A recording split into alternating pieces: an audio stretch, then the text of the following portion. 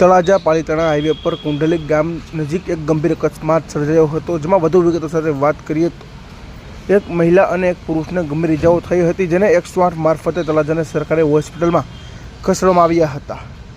જેમાં આ ઘટનામાં હોસ્પિટલ પરથી જાણવા મળતી માહિતી મુજબ વધુ વિગતો સાથે વાત કરીએ તો તળાજા પાલીતાણા રોડ પર આવેલ કુંડલી અને ઠાડસ ગામની વચ્ચે બાઇક અને 4 વ્હીલ કારનો ગંભીર અકસ્માત સર્જાયો હતો, જેમાં દિહોર ગામના આદર વયના દંપતી, જેમાં દિહોરા દલપતભાઈ ખાટાભાઈ અને કાંતુબેન દલપતભાઈ દિહોરા અને ગંભીર ઇજાઓ થઈ હતી, જેને બંનેને તાત્કાલિક 108 મારફતે તળાજાની સરકારી હોસ્પિટલમાં સારવાર માટે ખસેડવામાં આવ્યા હતા।